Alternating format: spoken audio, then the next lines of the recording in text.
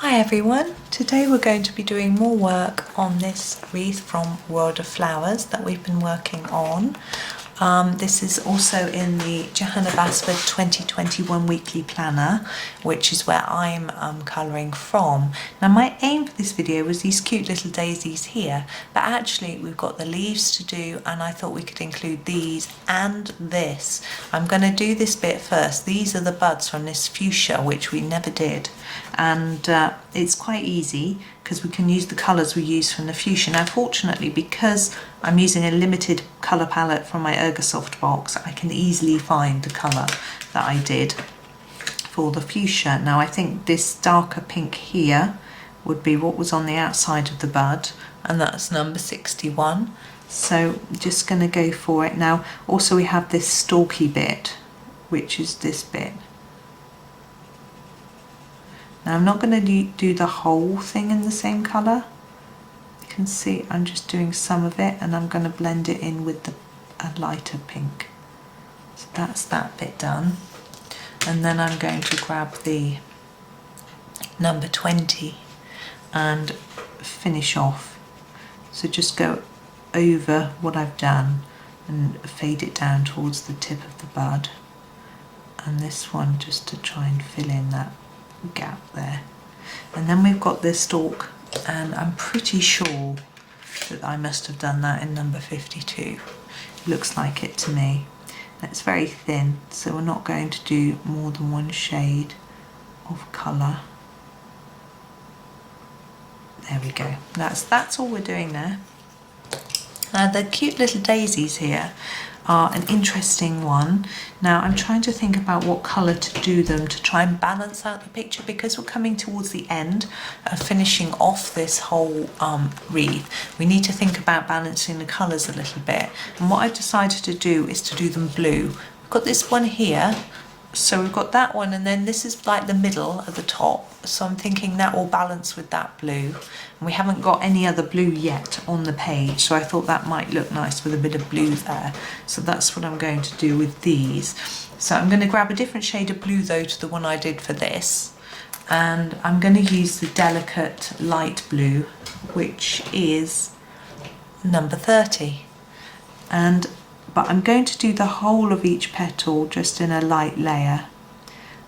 You could leave a bit of white, but because there's no background, I think it might just look a bit unfinished and sort of lost really. Now obviously daisies are very often white, and I love white daisies with the little tiny bit of pink and the yellow middles. Those are so pretty. But if you want to colour a white flower, then you need a background really, and I'm not going to do one for this wreath. I think it will look perfectly fine without one, but it just means we have to not have any white flowers. I did do a page in Magical Jungle actually and left some of the flowers white, and I did a background in a black Posca pen. They really stood out. Now we've got the centres, and I am just going to go in with a yellow. I'm going to use number 1. Now normally I would do more than one colour in the centre of a flower, but because these are so little, I'm just going to use this one colour in the middle. And there we are, those are done. Just making, it's quite hard to get colour out of a yellow, you had to press a little bit harder. Now I'm going to do these little leaves and those little leaves and this little leaf bit all the same colour, and I want it to be as different to this as it can, so I'm going to pick very dark, the dark number 38. I think we used it over here as well. So again I'm not going to shade these because they're small, so I'm just going to I'm not going to push down too hard. I don't want loads and loads of really, really stand out dark colour. But it comes out quite well anyway with minimal pressure. So just going through this. Now I've got this tiny little tendril. Just do the best you can. Don't worry if it's not exactly in the lines. It doesn't matter. Now this bunch of leaves here, these are the leaves of the daisies, I suspect. Now daisies they're sort of quite a mid-green, and because we haven't got much other mid-greens, I think that's what I'm going to do. They'll look quite like the fuchsia actually, which this green here. So I'm going to start off with I've pushed you off the page, number 52, let's go up a bit, number 52, and I'm going to do the start at the bottom with lots of layers of this green, and then reduce it a bit, and I'm going to go to the tip and do a lot of layers there, and then reduce it to the middle. Now you could just do layers at the bottom or at the top, but the reason I've done both for this one is to make it look different to that fuchsia, which is in a similar colour. So I'm reducing the pressure towards the middle, trying to build up a few more layers of colour at the top here just to make it really stand out. There we go. And I wanted to say in this video, thank you to everyone that's been watching. I can see in my YouTube statistics that people come in and watch my videos, and it's really lovely because it makes it feel more worth doing. Now I'm doing them because I really love teaching, and I don't really get the opportunity to do it. So I thought that this would be a way that I could do some teaching. So that's why I'm doing it, but it's still really nice to know that some people are watching and hopefully enjoying and learning as well. So now you can see we've got all these light pale areas which we don't want to leave in the petal. So we can grab the number 50 and go over it. I'm going to try to only go over the paler parts, and I'm trying not to press harder than I need to, so that I can still, so there's a real definition of colour. You can really see that some parts are pale. This one I've done too much dark, so you won't get that. It doesn't matter, it makes the leaves look different to each other, which is more realistic. We don't go out and look at a tree and every leaf is the same. No leaves are the same. There we go, I'm happy with that one now. And what we're going to also do here is to do these ones here. Now I'm just going to zoom out and talk about, whoa, or in apparently, and talk about the colours on here. Go out a little bit more. So I've got to pick a colour for these. Now firstly I'm going to eliminate any orange and red, because we've got a lot of orange and red here. We don't want that. We've also got pink and purple here, and orange and red and purple here. So to me we're thinking blue or red, although that's almost red, so I probably won't do red. We've got no actual just red here, but it's okay. So, but we've got blue here, so if we do this one blue, it's very close to that blue. Another option is yellow, but this is slightly yellowy as well. So it's a little bit of a conundrum for me, really. The other option, of course, is we could do them green. We could leave them white. So it's a bit tricky, but what I've decided I'm going to do is some sort of lilac-y purple, because look, we've got this lilac here, and I think it'll work, and we've only got such a slight bit of purple here. So that's what I'm going to do, and it will just balance across to that. So that's my idea. So bear with me while I zoom back in. I try not to make you seasick. I think that's as far as I can go without getting too blurry. In fact, take you out just a tad. So we're going to do those in the lilac colour now. This is number 62. Those of you with the 24 Ergosoft set won't have this lilac colour, so you may have to try and think of something a little bit different. Maybe just a very light application of the darker purple. Now what I'm going to do is go over each little petal with a really light lilac to start with. And I will have a think about what I'm going to do, because we've got this bit in the middle as well.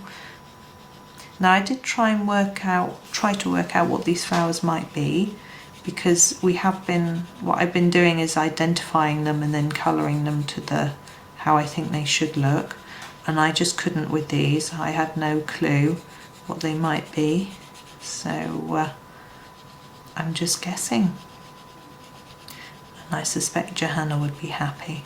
I watched one of her lives the other day, and she was saying how her flowers are all hybrids, so they're bits of one flower and bits of another flower, so you shouldn't really be trying to guess what they are. Just checking you can see this one before I start to colour it. But I know a lot of people do like to try and colour them in a more sort of realistic manner, but I find it helps me to choose colours.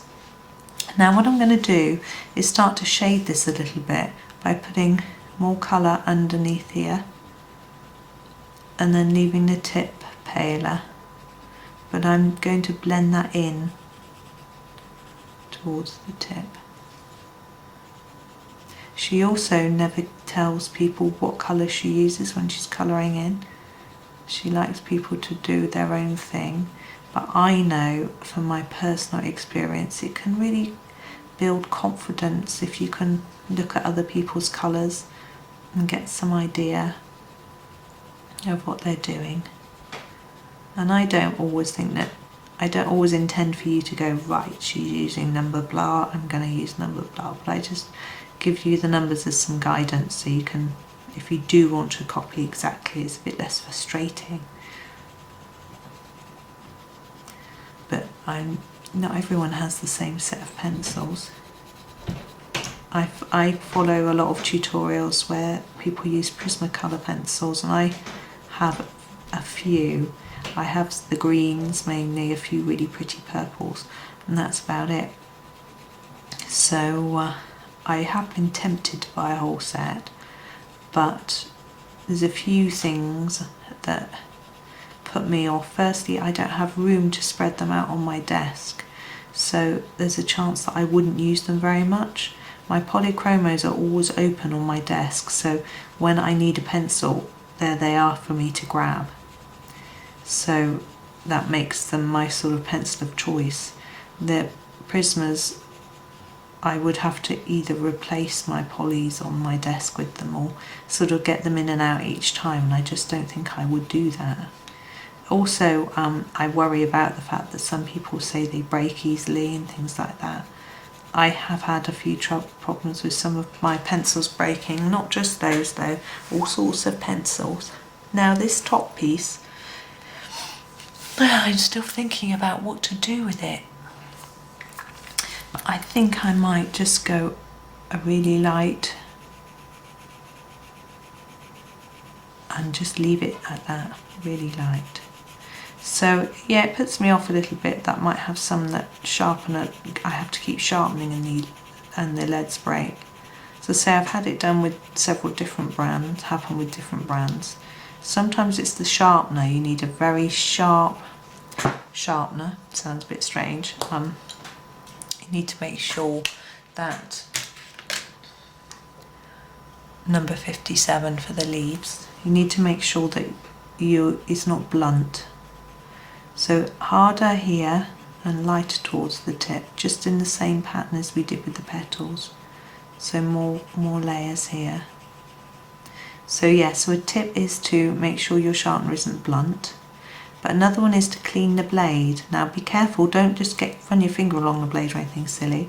You clean the blade by putting in a normal graphite pencil, you know, like just an HB type pencil, and sharpening that in your sharpener that you use for your coloured pencils, and apparently that helps to clean off the blade, so that's useful.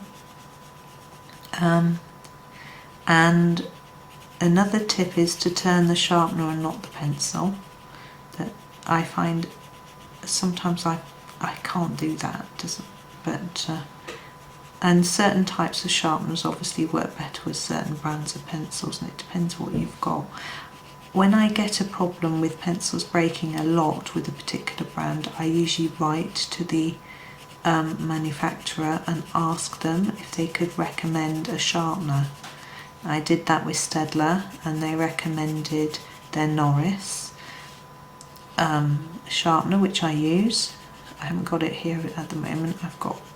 I did it with Derwent and they recommended the one I have got here, which is this one with the handle.